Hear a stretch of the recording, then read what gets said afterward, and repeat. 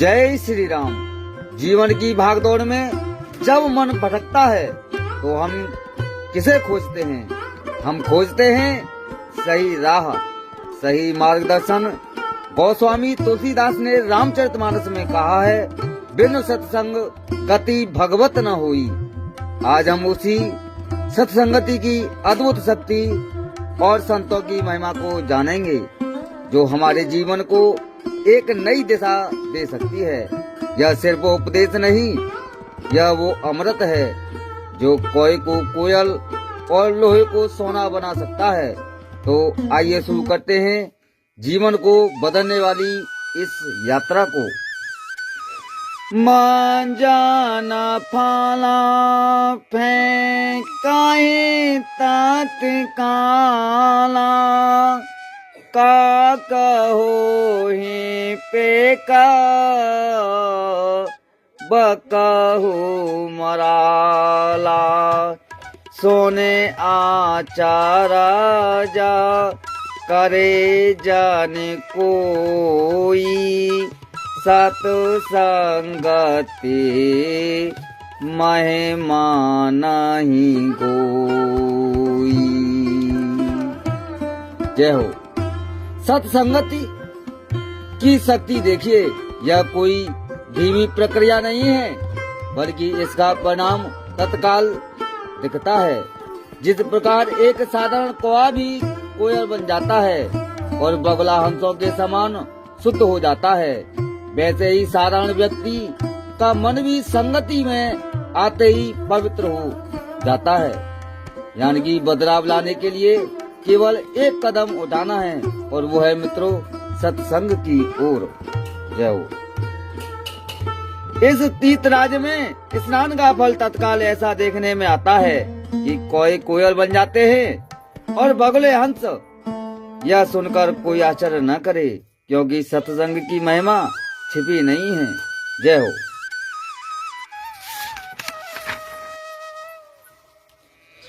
बाल्मीका नारद घाट जोनी, ने जाने जामो खाने कहे ने जहोनी। जल चार थाल चार नभ चार नाना, जे जड़ चेतन जीव जहाना। जय हो। संतों की महिमा को जानने के लिए किसी बाहरी परिणाम की जरूरत नहीं है।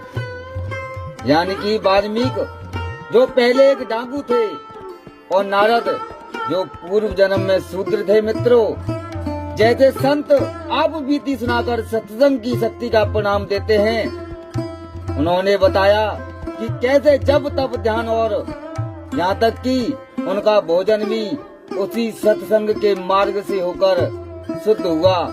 सत्संग जीवन को पूरी तरह से बदल देता है। जय हो। वाल्मीकि जी, नारद जी और अगस्त्य जी ने अपने अपने मुखों से अपनी होनी यानी कि जीवन का वृत्तांत कहा है। जल में रहने वाले, जमीन पर चलने वाले और आकाश में विचरने वाले नाना प्रकार के जड़ चेतन जितने जीव इस जगत में हैं। जय हो। मत की रातें गाते भोते भलाई, जब जाहे जाता ना जहाँ जहे पाई। सो जाना सत संग प्रभाव, लोकहु वेदना आन उपाहो। जय हो। भक्ति से मुक्ति और कल्याण होता है। यह बात जिसने भी जहाँ भी जानी है, उसे परमेश्वर के चरणों में सिर नवाकर जान लेना चाहिए। इस जड़ संसार में आकर हम अपनी मुक्ति का मार्ग भूल जाते हैं। जय हो। लेकिन संतों की वाणी हमें बताती है कि सत्संग ही वह पुल है जो हमें माया के बंधन से निकालकर भगवान के चरणों तक ले जाता है। जय हो। उनमें से जिसने जिस समय जहाँ कहीं भी जिस किसी भी यानी कि यतन से बुद्धि, कीर्ति, सदगति, विभूति और ऐश्वर्य और भलाई पाई है, तो सब सत्संग का ही प्रभाव समझना चाहिए। वेदों में और लोकों में इनकी प्राप्ति का दूसरा कोई उपाय नहीं है। जय हो। बेनो सात सांगा विवेक न होई, राम कृपा बेनो सुलभ न सोई, सत्संगाते मोद मंगल मूला, सोए फल से दे सब साधन फूला। जय हो।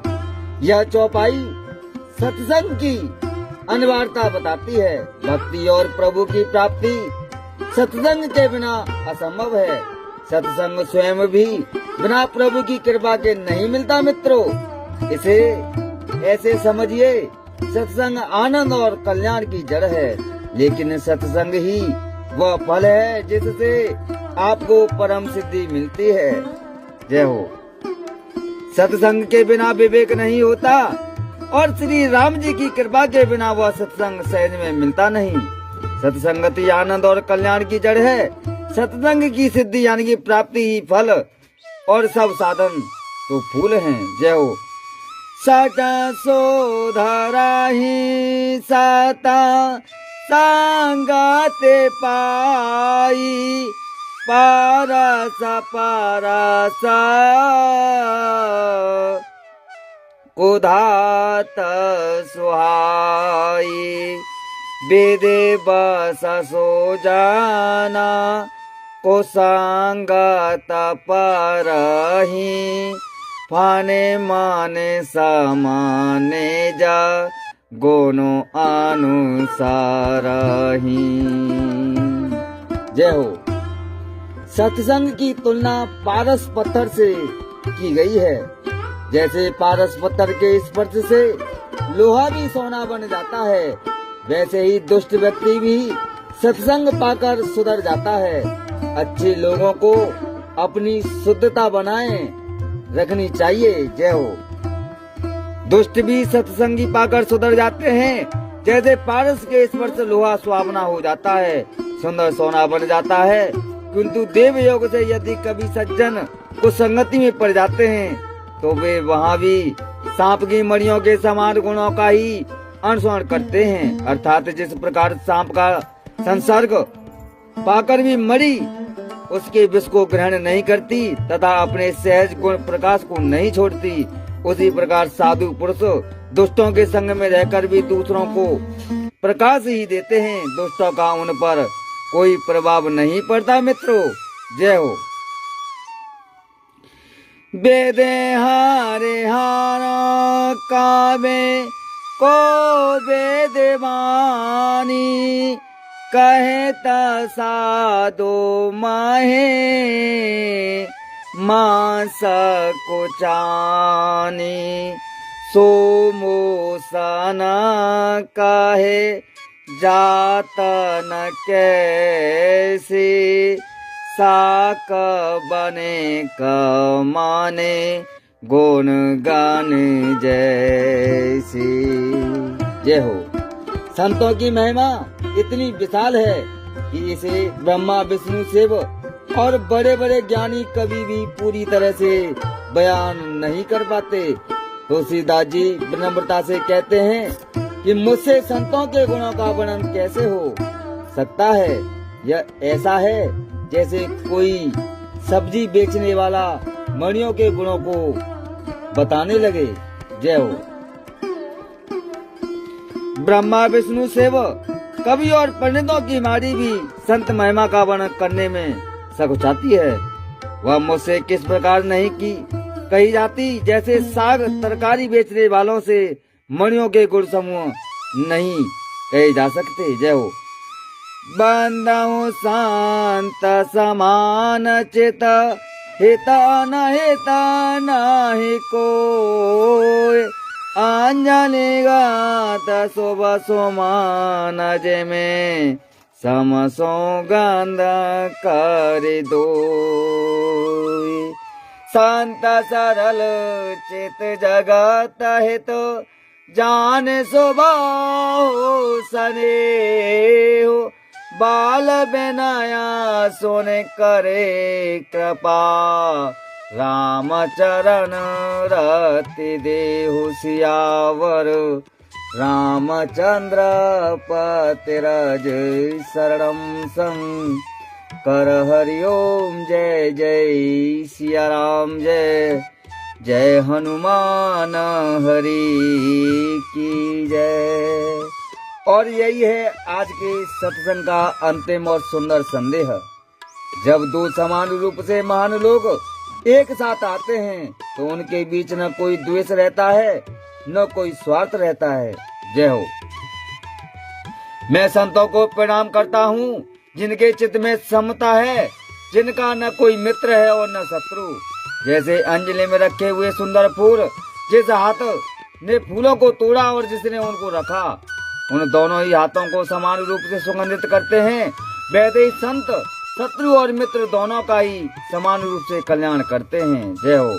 संत सरल हृदय और जगत के हितकारी होते हैं। उनके ऐसे स्वभाव और स्नेह को जानकर मैं विनय करता हूँ। मेरी इस बाल विनय को सुनकर कृपा करके श्री राम के चरणों में मुझे प्रीति दें। जय हो। जीवन में ऐसे ही निर्मल और समभाव वाले संबंध बनाइए।